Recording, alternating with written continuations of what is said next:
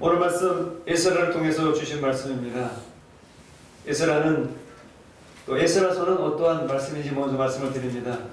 에스라서는 에스라라고 하는 사람이 에즈라라고 하는 사람이 받아 적은 기록한 성경책입니다. 이 에즈라라고 하는 뜻은 히브리어의 에젤, 에벤, 에셀, 에젤 이런 에젤이라고 하는 에즈라라고 하는 말하고 연결돼서 하나님의 도우심, 헬프를 상징합니다. 그리고 에스라서가 기록되어져 있는 시기는 BC 한 444년경 정도로 우리가 볼 수 있겠습니다. 그 오간에 이렇게 되어진 일, 기록된 일을 기록하고 있습니다.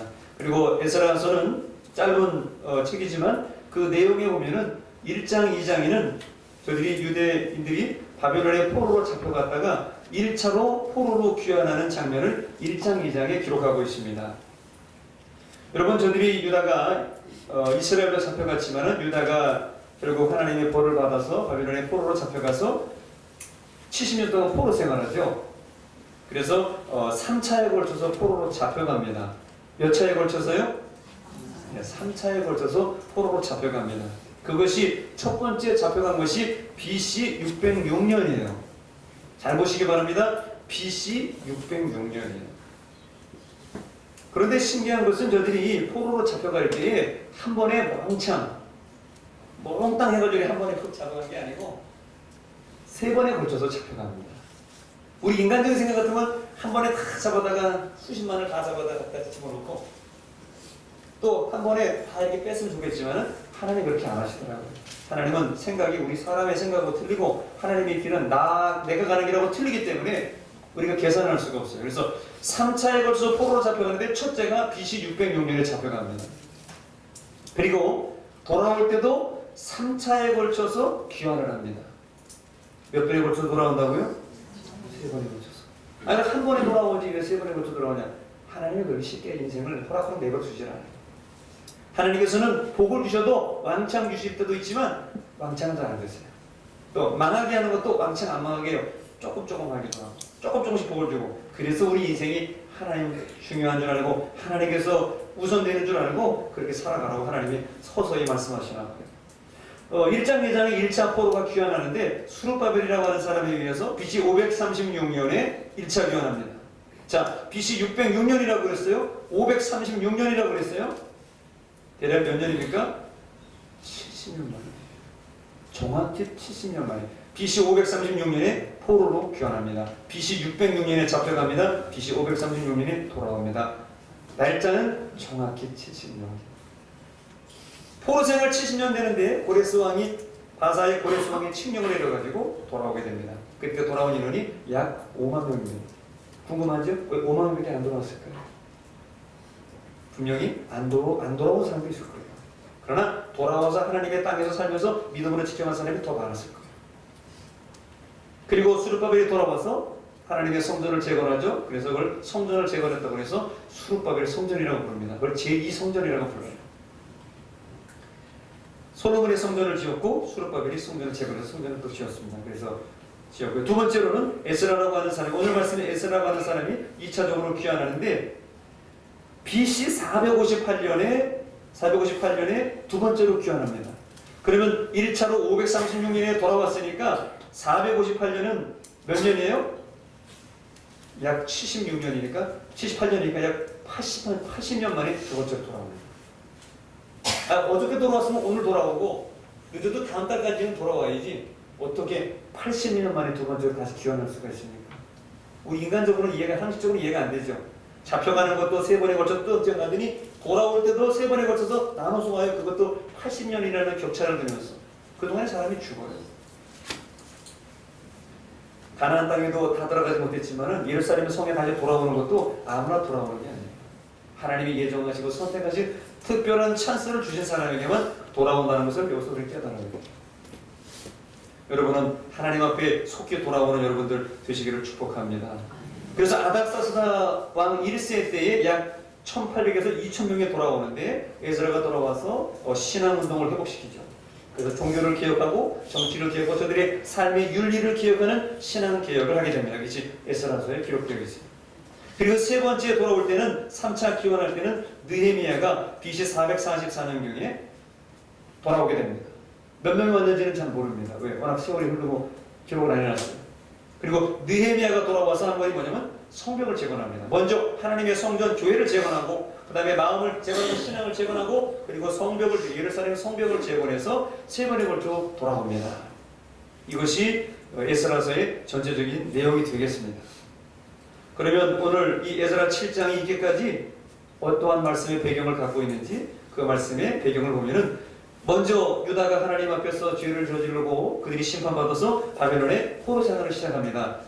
70년 동안 포로 생활을 시작하게 되는데, 역대하 36장 21절에 에스라하고 관계없을 것 같은 바로 앞장 역대하 36장 21절에 하나님께서 이렇게 말씀하십니다. 같이 읽어보겠습니다. 시작. 이에 토지가 위하여 땅이 하시는 누림 같이 하시하여 70년을 지냈으니 여호와께서 예레미야의 요구하신 말씀이 이루어졌더라.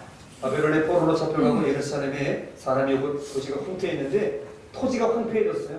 왜? 사람이 없으니까요. 땅에 안식년을 누린 것 같이 안식해서 70년을 지냈으니 여호와께서 예레미야에게 선지자를 통해서 이사야 예레미야를 통하신 말씀이 그대로 이루어진 것을 역대하에서 말씀하십니다. 성경에 이렇게 착착 연결이 되어 있어요. 저들은 지금 유다가 멸망해서 바벨론의 포로 생활을 시작을 했고요. 그리고 나서 70년이 지나고 나니까 바사의 페르시아의 고레스 왕이 갑자기 나타나더니 칙령을 내립니다. 그러면서 예루살렘 사람들이요, 하나님을 사랑하는 사람들이 일어나서 너희의 고국으로 돌아가 너희의 성전, 너희가 믿는 신 하나님의 성전을 재건하라, 이렇게 갑자기 말해요. 자, 에스라 1장 1절 말씀 한번 같이 또 읽어보겠습니다. 읽어보자. 시작. 여호와께서 예레미야의 입을 통하여 하신 말씀을 들리게 하시고 아사와 고레스의 마음을 감동시키시네. 그가 온 나라에 공포도 하고 조소도 되었는데. 지금 역대하 36장과 에스라 1장 1절에는 무려 70년의 세월이 흘렀어요. 격세지감입니다. 성경은 단어 한 절 한 절이 수십 년을 내포하고 있어요. 누가 누구를 낳고 누가 벌써 30년, 60년이 지나는 거예요. 바사왕이 고레스가 하나님의 감동을 받아서 하나님께서 감동을 주시는데 성령의 역사하셔가지고 고레스에게 꿈을 통해서 하나님의 백성들을 보내서 예루살렘 성을 재건해야 된다. 그렇게 말씀하시니까 바사왕 고레스도 꼼짝없이 하나님의 명령을 따서 칙령을 내려서 예루살렘 사람을 돌려보냅니다. 성전을 재건하라고 명령을 보냅니다. 그래서 그 백성들이 바벨론에서 돌아오게 되는데 무려 그 키로수가 얼마나 되냐면 1440km였다고 그랬어요. 직선거리로 900km, 1440km니까 정확히 어디가 잴 수가 없어요. 여기서 신의주까지 한 800km 되죠. 그죠? 그거 한 2배 정도 가는 거예요. 신양을 지나서 국경까지 정도 올라가야 될 것 같아요. 1440km를 KTX 타고 가는 게 아니에요. 마차 타고 가는 게 아니에요. 할머니, 할아버지, 손자, 손녀가 걸어서 갑니다. 가서 떡을 해먹고 4개월에 걸쳐서 가는데 거기서 애를 낳기도 하고 사람이 죽습니다. 이것이 인생이에요. 예루살렘에 당도하고 도착하면 축복이고 중간에 죽어도 영광이에요. 왜? 하나님 원하시는 예루살렘에 돌아가니 우리는 거기서 죽어도, 내가 뼈를 유프라테스 티그리스 강에 뼈를 넣고 거기에 이름도 남겨지지 않는 무명의 용사의 비가 거기 세워진다고 할지라도 그것은 하나님의 축복이에요. 그러니 예루살렘에 돌아와서 성전을 건축하는 건 이건 정말 더더욱 큰 영광이에요. 하나님이 그렇게 영광스럽게 할 정말 축복 주신 일이 없는 거예요. 그래서 그들이 돌아와서 성전 건축을 마칩니다. 에스라 6장 15절에 다리오 왕 6년이라고 했어요. 그걸 보니까 벌써 왕이 바뀌었어요. 고레스 왕에서 다리오 왕으로 바뀌었어요. 세월이 또 흘러갔습니다. 그리고 그들이 돌아와서 성전을 짓고 난 다음에 그들이 유월절을 지켰다고 에스라 6장 19절에 말씀합니다. 사로잡혔던 자의 자손이 첫째 달 14일에 유월절을 지키되, 예루살렘 성전을 짓고 그들이 유월절을 지킵니다. 유월절은 구원을 상징하죠. 물을 건너와서 구원받은 백성들이 지키는 것이 유월절이에요. 구원받은 백성들, 그리고 그들이 즐거워합니다. 왜요? 하나님께서 즐거운 마음을 주셨다고 그랬어요. 6장 20절에 보니까 여호와께서 그들을 즐겁게 하시고 또 아수르 왕의 마음을 그들에게로 돌려 이스라엘이 하나님이신 하나님의 성전 건축하는 손을 힘있게 하도록 하셨으며더라. 하나님의 경륜과 섭리, 성령의 감동으로 저희 돌아와서 성전을 짓고 유월절을 지켰어요. 그리고 오늘 7장 1절을 보시기 바랍니다. 첫 번째 단어가 뭐가 나옵니까? 이 일 후에 바사와 아닥사스다가 왕이 있을 때에 라고 말합니다. 이 일이 뭐예요? 이 일이 어떤 사건을 말해요? 그 앞절에 있는 유월절을 지킨 사건을 말해요. 근데 이 유월절을 지킨 지가 몇 년이 됐느냐? 역사적으로 연구를 해보니까 58년이 지났어요. 그 6장하고 7장 그 사이 단어 하나에 58년의 세월이 흘렀어요. 그럼 그 나머지는 어디 갔어요? 몰라요. 인생은 모르는 게 정답이에요. 내가 어떻게 될지 모르는 게 정답이에요. 인생 길을 가다가 어디서 균형 횡선할지, 내 심장이 멈춰서 내 머리가 터져서 우리는 어떻게 될지 아무도 몰라요. 천국 가는 날까지 행복하고 즐겁게 갈 수 있는 인생이 된다면 그것보다 더 이상 바랄 게 없어요. 자는 듯이 내가 하나님 부르실만 한다면 그것보다 더 큰 축복이 없어요. 이 일 후에 58년의 세월이 흘러서 6월절 죽이고 드디어 누가 등장하냐? 에스라라고 하는 사람이 등장합니다. 에스라는 누구냐? 오늘 7장 1절에 말씀하시기를 그는 스라야의 아들이었다고 말합니다. 그러면 스라야가 누군지 그걸 알아야 되겠죠? 스라야는 예루살렘이 파괴되기 전에 70년 전에, 아니 100년 전에 예루살렘의 성전의 대제사장이었어요. 에스라의 아버지는 대제사장이에요. 에스라는 대제사장의 아들이에요.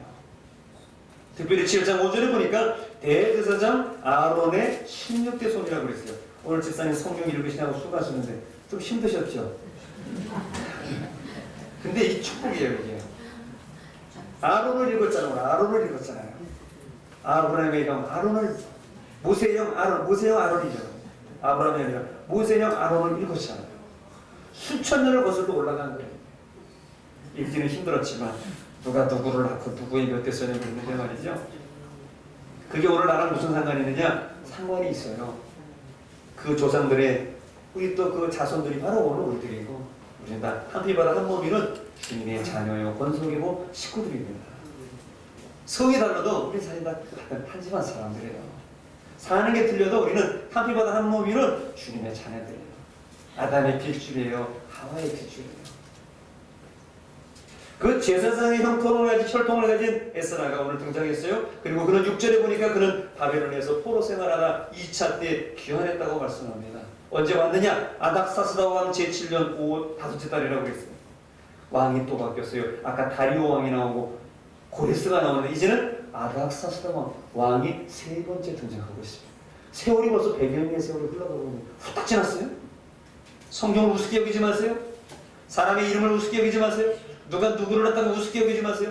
여기 여자분들 계시지만 누가 그 집사님의 아들을 낳고 그 집사님이 누구를 낳고 우스워요? 안 우스워요? 아기를 거저놨어요? 몸이 아파놨어요? 씹혀놨어요? 아기 낳을 때 웃으면서 낳았어요? 소리 지르면서 낳았어요? 배 아파 힘들게 낳았어요. 우리는 읽을 때 누가 누구를 낳고 아우 졸려. 재미 되게 없네 정말. 재미없는 게 아니라 그 여자는, 그 엄마는 그를 낳기 위해서 생사에 가는 길에서 하나님의 사명자들을 낳으냐고 누가 누구를 낳고 수많은 세월과 눈물과 피와 땀방울이 성경 속에 녹아있다는 사실을 저 여러분 읽으면서 감사합니다. 그리고 바벨론에서 돌아오는데 에스라가 그 아닥사스다 왕의 조서를 받고 돌아오면서 네가 가서는 예루살렘 성전을 건축하라. 하나님께서 사랑의 하나님이 나보고 그렇게 하라고 그러신다. 이스라엘 백성들이 하나님을 사랑하는 사람들이여 돌아가서 성전을 건축하라. 그리고 명령을 내립니다. 조서를 내립니다. 그 가는 길에 세금을 받지 말라. 그 성전 건축하는 물건을 다 도와주라. 소금도 주라. 양식도 주라. 제목도 주라. 다 대주라. 그리고 그들이 거기서 일하는 대로 세금을 받지 말라고 말합니다.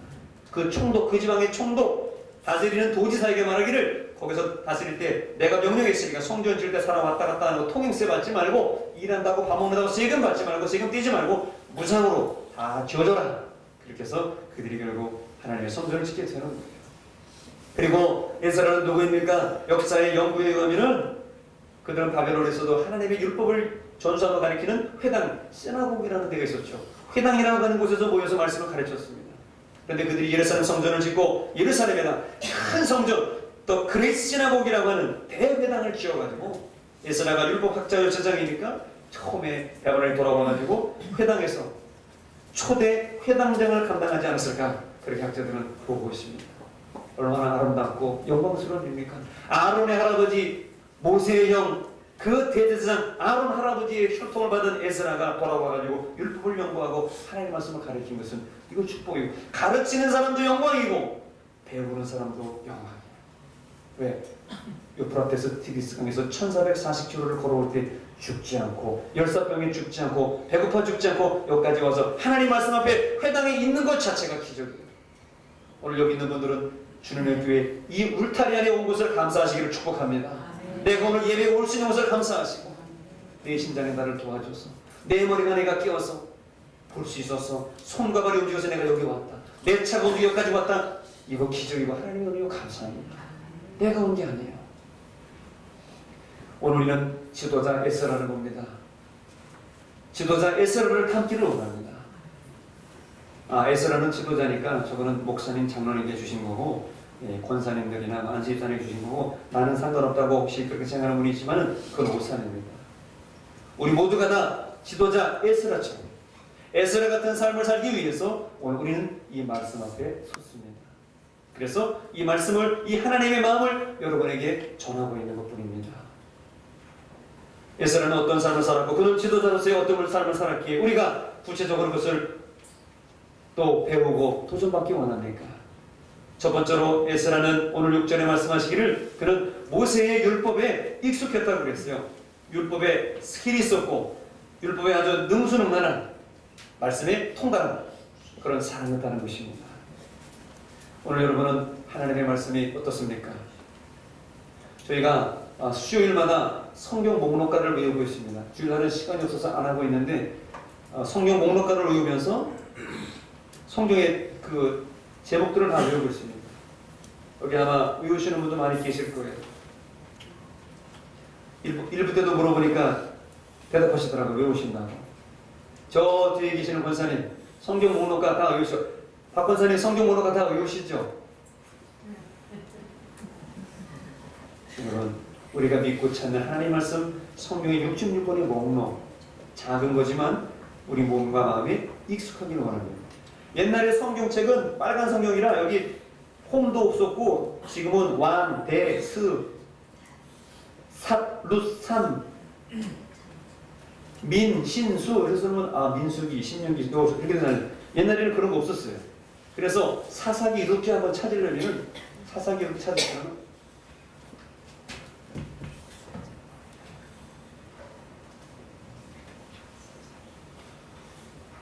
오늘 돋보기를 안 써가지고 생명이 안 보입니다.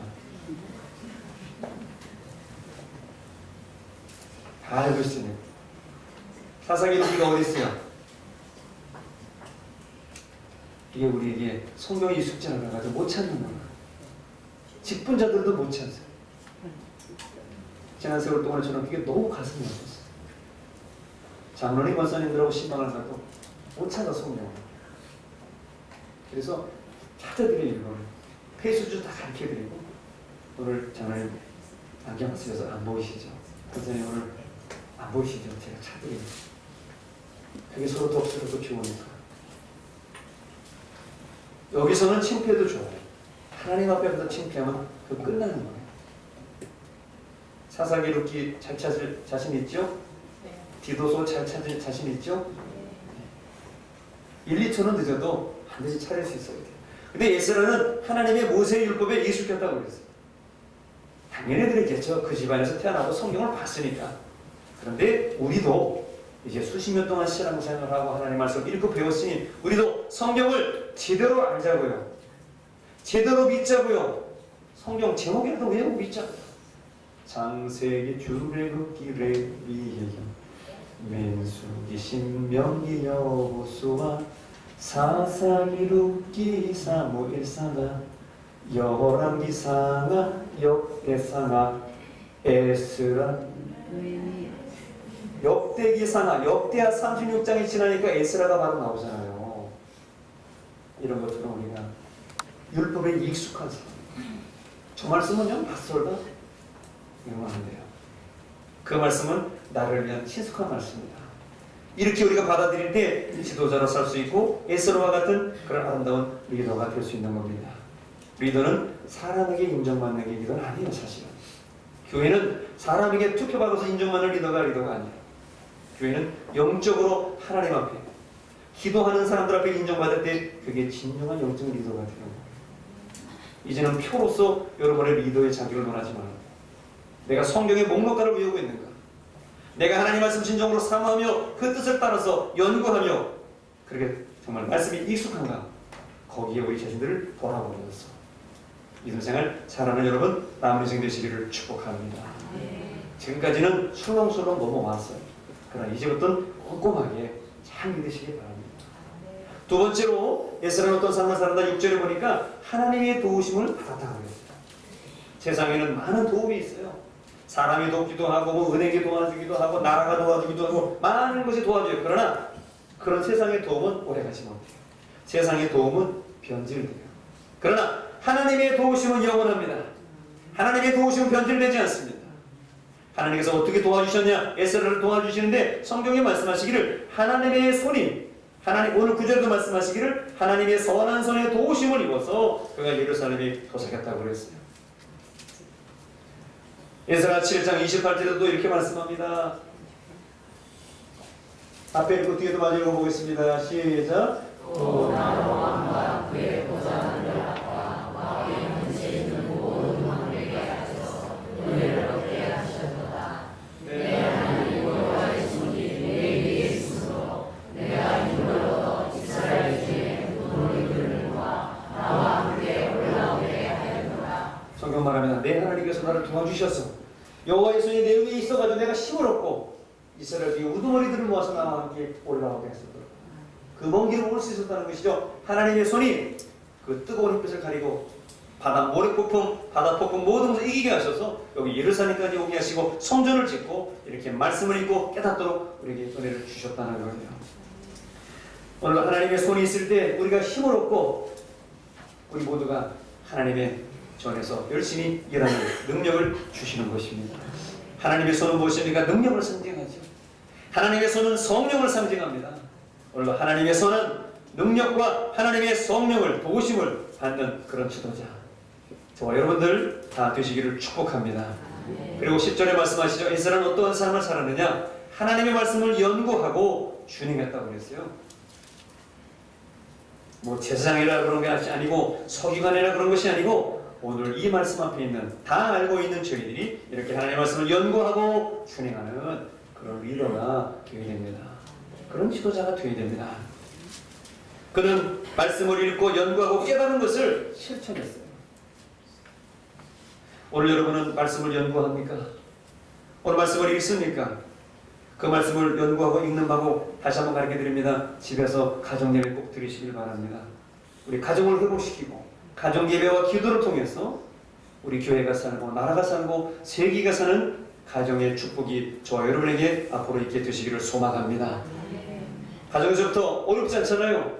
둘이 들으시든지 혼자든지 혼자 설교를 하시든지 하나님 와서 어떻게 하시든지 해서 말씀을 전하는 훈련을 하면은 이것이 자꾸 연구가 되고 이 말씀대로 내가 살고 싶어지는 거예요. 성경을 연구하고 준행해야 되는 이런 자세를 가져야 되는데 신약성경 사도행전에 보니까 베레아 사람들이 이렇게 하나님의 말씀을 열심히 연구하고 준행했더라고요. 신약성경에 베레아 사람들이 나와요. 자, 사도행전 17장 11절 말씀에 베레아 사람들 한번 같이 보겠습니다. 시작. 베레아에 있는 사람들은 데살로니가에 있는 사람들보다 더 어려워서 간절한 마음으로 말씀을 받고 이것이 그러한가 하여 날마다 주님을 사모하므로. 저기 베레아 사람들이 나오고 데살로니가 사람들이 나와요. 근데 베레아 사람들은 데살로니가에 있는 사람보다 너그러 마음이 넓어가지고 간절한 마음으로 말씀을 받았어요. 그리고 또 그 말씀 받은 것이 정말로 그러한가 해가지고 날마다 성경을 상고하고 연구하고 읽고 그랬어요. 여러분 우리에게 성경 말씀이 성경책이 있으니 얼마나 감사합니까? 누구나 읽을 수 있고 어떤 성경이든 좋은 성경이든지 관주 성경이든지 뭐 영어 성경이든지 뭐 중국어 성경이든지 마음껏 읽을 수 있으니 우리는 이 말씀을 상고 읽으면서 나가면 하나님 여러분 안 되는 것도 되게 하시고 막힌 것도 뚫어주시고 아픈 것도 치료하시고 무지한 것도 지혜를 주셔서 여러분의 인생을 간파하고 여러분 인생을 잘 되도록 하나님이 좋은 길로 인도해 주실 겁니다. 최근에 학자들이 연구를 해보니까 우리가 교회 안에서 신앙생활 하는데 말씀을 받고 또 교육을 받고 은혜를 받는데 4가지의 단계를 거쳐간다는 거예요. 말씀을 받고 은혜를 받고 교육을 받을 때 깨닫는데 4개의 단계를 지켜가는데 사람들은 대부분 2가지에서 2번째 단계에서 끝난다는 거예요. 여러분은 끝나는지 안 끝나는지 한번 보시기 바랍니다. 내가 어느 정도 수준에 있는지 한번 돌아보시기 바랍니다. 첫 번째, 하나님께 우리가 말씀과 은혜를 깨달으면 교육을 받으면 첫 번째로 은혜 받으면은 말씀이 정말 은혜되었구나. 은혜스럽다. 그 말씀 정말 아멘이다. 그래서 말씀의 이 은혜를 깨닫게 되는 개인적인 체험의 경험의 단계가 있다는 것입니다. 첫 번째 경험. 하나님의 은혜를 경험하는 거예요. 그럴 수도 있지 뭐. 열심히 지금 적느냐고 그러는데 어떻게 해요?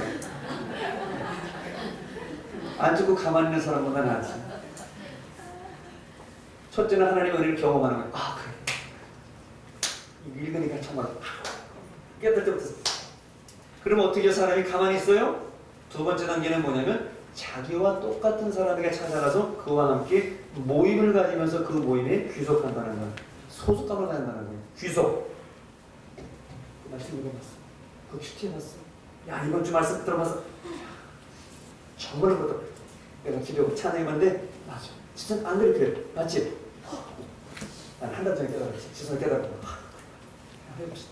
서로 큐티를 하고 서로 제자 훈련을 하고 모여서 구역 예배를 드리면서 사람들이 모인다는 거예요. 그러니까 뭐 노래를 하든지 뭐 하든지 모인다는 거예요. 그룹을 속으로 모인다는 거예요. 근데 사람들이 대부분 다 여기까지만 한다는 거예요. 은혜 받고 경험하면 할렐루야 다음 달에 뭐 해봐야 되겠어. 그 속으로 모일 때까지 다 한다는 거예요. 귀속까지 다 한다는 거예요. 한국 사람들이 3번째 단계를 이루지 못하는데 3번째 단계는 뭐냐면 오늘 아까 말씀드렸던 베레아 사람들처럼 말씀이 정말로 그러한가, 저 산에 받은 은혜가 정말인가, 내가 읽은 말씀이 정말인가, 들은 말씀이 설교 말씀이 정말인가 하면서 개인적으로 연구하고 탐구하는 3번째 단계의 사람들이 가지를 않는다는 거예요. 이게 한국 사람의 전형적인 특징이에요. 이 교육학자, 심리학자, 신학자들이 연구하는 최근의 발표에 요한 것입니다. 너무 수동적이에요 그냥.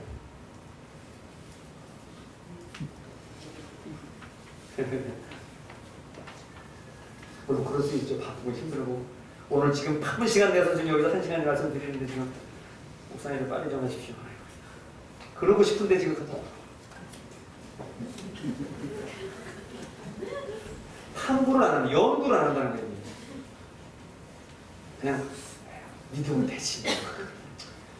이게 안 되면 안 믿으면 되지 모르겠어. 뭐 상관이 있나 봐. 목사님이 하는 일이지. 이러면서 연구를 안 한다, 탐구를 안 한다는 거예요. 그러니까 지식이 향연이 되지는 못하고 향상이 되지는 못하고 항상 거기에요. 여러분 4번째 마지막 단계는 뭐냐? 여러분 놀리지 마십시오. 4번째 마지막 단계는 신앙을 고백하는 단계가 마지막 단계라는 거예요. 좀 아마 여러분들이나 저도 좀 쇼킹했을 거예요. 우리가 신앙 고백, 은혜 나누자 하지만은 이건 마지막의 고백이라고 하는 거예요. 은혜를 나누지도 못하면서 어떻게 은혜를 나눌 수가 있어요? 깨닫지도 못하면서 어떻게 은혜를 나눌 수가 있어요? 우리는 함부로 은혜를 나눈다고 하지만 그건 진정한 은혜 나눌 고백이 아니에요. 그래서 우리가 다른 사람 앞에서 예수님을 증거하고 은혜 받으면서 고백할 때 안 나오잖아요. 왜? 은혜 받은 게 별로 없고 감동된 게 별로 없고 아는 게 연구한 게 없으니까 말하니까 예수 믿으세요. 교회 나오세요. 하고 난 다음에 물어보면은 그거는 내가 잘 모르겠고 우리 교회만 나오시니까 우리 교회에서 설교를 들어보니까 모든 친구다 목사님께 돌리는 거예요. 그래서 전도해가지고 와서 그날 은혜 못 받으면 아유 우리는 왜? 우리 목사님은 여러분 가르칠 책임이 저만 있습니까? 지도자는 저만 지도자입니까? 여러분도 다 지도자예요. 왜? 여기 사자 붙으신 분들 다 일어나 보세요. 사자 붙으신 분들 변호사, 검사, 판사에 보면은 의사 같은 사자 붙으신 분들 여기 다 앉아 계시죠? 얼마나 좋은 지책입니까? 세상에서 사자 아무나 안 붙여줍니다. 교사 이런 거 아무나 안 붙여줍니다. 적어도 검은 옷을 입고 근무하는 그런 분들이 붙이는 사자는, 물론 교회에서 붙이는 사자는 좀 틀립니다. 똑같은 거 아니에요. 사자 틀립니다. 오해하지 마세요. 똑같은 사자 아닙니다. 그러나 비유하잖아요. 그런데 우리가 하나님 앞에서 너무나 게으르고 고백이 안 나오는 거예요. 진짜 고백이 안 나와요. 영적인 고백이 안 나와요. 그래서 영적인 고백이 없으니까, 신앙 고백이 없으니까 눈물이 안 나와요. 지식적으로 머리 좀 알고 있으니까. 오늘 우리 집사님 기도하신 대로 이 머리와 지성적인 신앙에서 가슴에 눈물과 뜨거운 눈물의 고백이 나오서는 그런 영적인 4단계의 고백이 나올 때 진실된 고백, 진실된 찬송, 진실된 회개가 나오는 것이지. 안 돼요. 마지막 단계 은혜를 나누고 고백하는 삶의 고백이 마지막 단계라는 거예요. 이것을 우리가 잘 몰랐어요. 근데 이제 가르쳐 드렸으니까 신앙을 고백하고 다른 사람 앞에서 자신에게 말씀을 고백하고 전도를 하려면 우리가 말씀을 연구하고 봅시다. 은혜 받고 그렇게 나가는 은혜의 성도, 말씀을 연구하고 준행하는 에스라와 같은 리더, 에스라와 같은 지도자가 저와 여러분들 다 되시기를 축복합니다. 그리고 에스라는 어떤 사람이냐, 오늘 10절에 말씀하시기를 그는 하나님의 말씀을 드디어 가르치기로 결심합니다. 왜 가르치려고 할까요? 그 사람들이 잘못되었다고? 손가락질하고 싶었어요? 아니죠. 이제 가르치는 이유는 하나님의 은혜에 감사하고 그 무지한 백성들을 사랑하고 싶은 겁니다. 사랑할 때 가르치는 거예요. 사랑할 때 매를 드는 거예요. 사랑할 때 우리에게 하나님은 좋은 따끔한 가르침을 주시는 거예요. 관심 없고 안 돌아보는 것은 버린다는 거예요. 유기된 거예요. 그것처럼 비참한 게 없어요. 그러나 하나님 우리에게 사랑의 매를, 사랑의 칙칙을 내시며 오늘 에스라를 통해서 그들에게 말씀을 가르치기로 결심했더라. 여러분, 지도자는 누구입니까? 배우는 자이면서 동시에 이제는 가르치는 사람입니다. 내가 아는 것, 내가 믿는 것을 가르치는 사람입니다. 또 가르치려면 사랑의 마음을 가진다고 그랬으니까 여러분 이제 사랑의 마음을 가지면서 나도 남을 한번 섬겨보리라. 내가 아는 건 없지만 내가 어떻게든 연구해가지고 연구하고 탐독해서 탐구해서 다른 사람에게 좀 가르쳐보리라.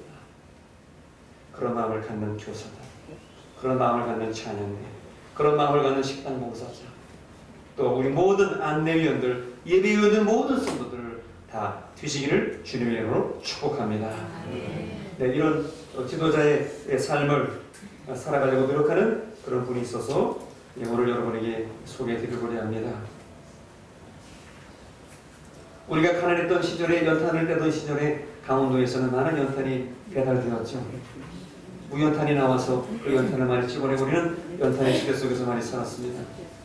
지금 광산촌이 다 사람이 떠나고 조용하고 빈집 같은 그런 곳이 되어버렸지만은 옛날 태백 탄광촌에는 수많은 수십만 명, 수만 명의 사람들이 읍과 면을 이루면서 많은 사람들이 도시에 살았습니다.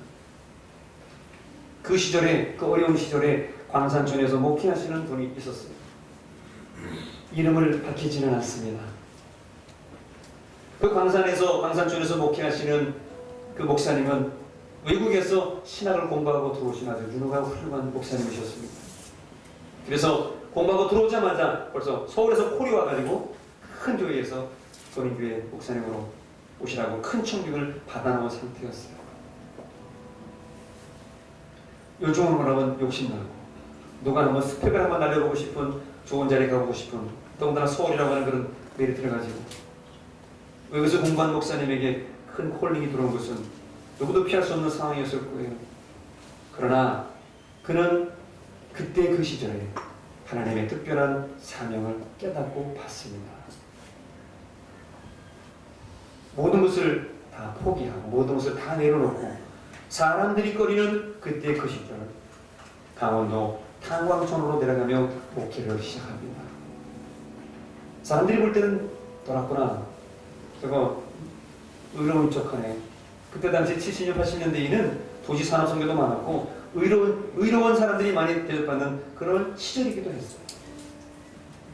그 시골 탄광촌에 교통도 좋지 않고 또 거기서는 병원과 의사들도 제대로 없었습니다. 그래서 탄광 사고 나서 그 탄광이 무너지면은, 갱도가 무너지면은 그 안에서 많은 사람들이 수십 명이 탄에 갇혀서 그 가스에 지식돼서 그 탄에 매몰돼 많은 사람이 죽어갔습니다. 여러분의 친척들 중에도 아마 그런 분이 있을 거예요. 옛날에 돈 벌려고 많이 강원도 탄광촌에 가셔서 하루에 몇만 원씩 받으면서 그렇게 일하는 분들이 있었어요.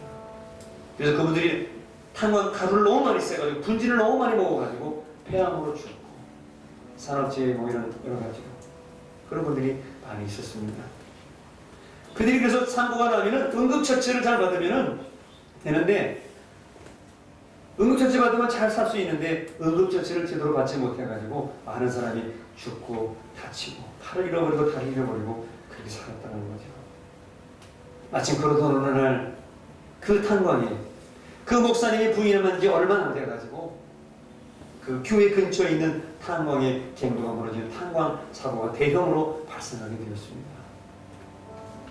많은 사람이 탄광에 갇혀가지고 죽고 다치고 죽은 사람의 속구가 막 나옵니다. 사람들이 막 실려나오고 그때 그 목사님이 섬기시던 교회에 한 성도가 탄광촌에서 일을 하고 있었는데 탄광에서 일을 하고 있었는데 한 성도가 그 탄광에 갇혀서 다리를 다쳤다는 소식을 목사님이 듣게 되었습니다. 그리고 그 성도는 병원에 가서 진료를 받는데 빨리 응급처치를 하지 아니하고 또 다리를 자르지 않으면 폐혈증으로 죽을 수밖에 없는 상황이 발생되게 되었다고 들었습니다. 아마 어떤 큰 돌에 부딪혔든지 나무에 부딪혔든지 다리라든지 이런 데 찍혀가지고 탄이 이 속에 들어가니까 그게 피를 타고 올라가지고 혈관을 타고 들어가지고 폐혈증으로 다리를 자르지 않으면 죽는다는 소식을 들으니 이거 어떻게 합니까? 시간은 없고 그 시골 그 탄광촌 시골 병원에 수술도 제대로 없고 의사도 큰 병원도 없고 지금처럼 큰 의술이 발달된 시절이 아니니까 제대로 갖춰지지 않은 그런 병원이었어요. 목사님이 그 시골 병원을 누추한 병원에 목사님이 들어가십니다. 그런데 어떻게 마취도 하지 아니하고 톱으로 다리를 자른다는 것입니다. 이게 무슨 짐승의 다리도 아니고 정육점에 있는 무슨 고기도 아닌데 생사람의 다리를 톱으로 의사가 자른다니 어떻게 합니까? 그 고통스러운 순간에 저는 듣기만 해도 소름이 끼치고 그 고통스러운 순간에 목사님 그 성도의 옆에 서서 그 성도의 손을 꽉 잡습니다. 목사님이 성도의 그 손목을 꼭 잡는 순간에 그 성도의 그 썩어가는 그 다리를 잘라야 되는 그 성도의 아픔이 고스란히 자신의 아픔으로 느껴지더라는 거예요. 손을 꼭 잡고 눈을 감습니다. 톱으로 그 의사가 그 성도의 다리를 자르는 그 동안에 두 사람이 같이 큰 소리로 병원 유리창이 떠나갈 정도로 두 사람이 손을 잡으면서 큰 비명을 그 병원 안에서 질렀다는 거예요. 얼마나 아팠는지 얼마의 시간이 지났는지 모르지만 목사님과 성도님이 그 다리를 자르는 그 순간에 소리를 지르고 함께 기절을 한 것입니다. 그런데 그 목사님은 그 기절하는 와중에도 그 눈물을 흘리며 그 성도의 다리가 잘라지는 그 순간에도 목사님은 결코 그 성도의 손을 놓지 않았다고 합니다.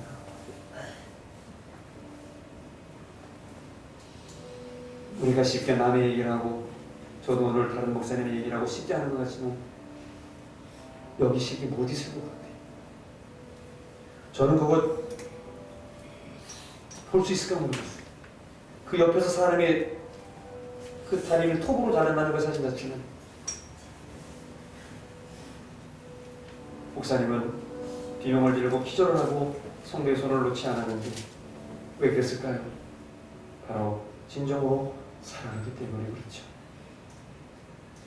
탄광촌까지 내려와가지고 서울을 버리고 탄광촌까지 내려와서 그 고통받으며 오늘도 탄가스를 마시고 분진을 맞으며 무너진 탄광 속에서 다리를 다쳐 마치도 못하고 생톱으로 생다리를 자르는 그 성도를 사랑하기 때문에 그 손을 놓을 수가 없었던 것이죠. 바로 주님의 마음을 가졌기 때문입니다. 이게 누구입니까?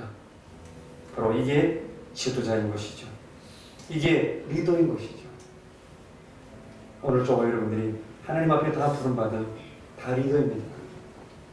앞에 서 있는 사람이나 앉아 있는 여러분이다. 여러분은 가정에서 리더고, 여러분이 섬기시는 직장에서 리더고, 여러분의 학교에서 리더고, 여러분의 직장에서 여러분은 리더입니다. 저 뒤에 앉아 계신 분이나 우리 모두가 다 지도자로 이 시간 부름을 받아 있습니다. 지도자는 누구입니까? 하나님의 말씀을 연구하고 그 말씀을 실천하는 사람이죠. 또 하나님의 말씀을 사랑하는 마음으로 가르치는 것입니다. 가르치는 것도 사랑이고 배우는 것도 사랑입니다. 그리고 지도자는 무엇입니까? 오늘 목사님과 같이 그 힘들고 어려운 상황 속에 서 있기도 힘든 그 상황 속에서 마지막까지 그 손을 잡아주는 것이죠. 동고동락하는 것입니다. 고통도 함께하고 즐거움도 함께하는 것입니다. 주님의 마음으로 그와 함께 손을 붙잡는 것이죠. 우리는 누구입니까? 조용히 우리를 잘 돌아본다면 우리는 아직도 처모르는 애들과 같이 가르쳐달라고, 모를 것을 달라고, 나에게 행복을 달라고, 나에게 성공하는 인생을 달라고 많이 외치고 있지만 네팔의 소식을 여러분 들었습니까? 아프리카의 소식을 들었습니까? 짐승이 똥 싸는 그 마시물이 없는 그곳을 4시간씩 걸어가서 그 물을 마시고, 말라리아 질병에 걸려서 눈이 멀고 피부가 괴사돼가지고 피부가 썩어가는 병을 걸려서 죽어가고 있는 아프리카의 사람입니다. 지금도 네팔에 죽어가는 많은 사람이 있으면서 우리는 내 배를 채워주지 않는 원망하고 불평하는 일에 우리는 너무 익숙해져 있지 않습니까? 하나님 말씀과 그 뜻, 그 1440km를 걸어와서 오늘 성전을 짓고 말씀 앞에 서 있는 에스라와 그 백성들, 오늘 감사함에 눈물 흘리는 그 장면들을 한번 떠올려 보시기를 바랍니다. 우리는 누구입니까? 우리는 에스라와 같은 그런 지도자입니다. 우리 모두가, 우리 남편이 오늘 다리를 잘라야 됩니까? 우리 아내가 다리를 잘라야 됩니까? 우리 성도님이 다리를 잘라야 됩니까? 우리 주의 종이 다리를 잘라야 됩니까? 손잡아주는 사람, 진정한 그 사랑으로 그와 함께 할 수 있는 아름다운 모습, 배우는 모습으로 그치는 게 아니라 주님을 사랑한다고 우리가 입으로 많이 고백했지만 고백은 맨 마지막에 할 수 있는 거라고 그랬어요. 은혜를 누구나 경험하고 누구나 사람들과 나누었지만 그것을 붙이는 게 아니에요. 그 말씀을 탐구하고 배려할 사람들 연구하고 마지막에 그 말씀을 정말로 만들어주세요. 그 말씀은 나를 향해 주시는 하나님 말씀이에요. 내가 그 말씀을 등한시 여기고 그 말씀을 천시 여기고 세상만 바라봤어. 나는 부족한 사람이야. 그런 고백이, 그런 신앙의 고백이 우리에게 있을 때 그것이 진정 신앙이고 그것이 정말 오늘 지도자가 되려는 우리의 삶의 자세가 아니겠습니까? 그러나 우리 모두는 가능성이 있습니다. 우리 모두는 부족한 게 너무나 많습니다. 가정 형편도 안 좋고 때로는 돈도 없고 가진 것도 없고 때로는 남편도 없습니다. 때로는 자식도 다 떠나가고 나 혼자입니다. 세상에서도 나를 알아주지 않습니다. 별 쓸모없는 것만 같습니다. 그러나 저와 여러분은 할 수 있습니다. 지도자가 될 수 있습니다. 또 지도자가 되어야 되만 됩니다. 왜요? 성령님이 도와주시거든요. 주님이 떠나시면서 우리에게 성령님을 보내주셨습니다. 볼지어다 내가 세상 끝날까지 너희와 항상 함께 있으리라. 내가 보이사 성령님을 너희에게 보내실 것이다. 그가 너희를 가르치시고 나를 생각나게 하고 이 말씀을 깨닫게 하며 너희를 도와주실 것이다. 그가 너희를 과와 같이 너희를 버리지 않으리라.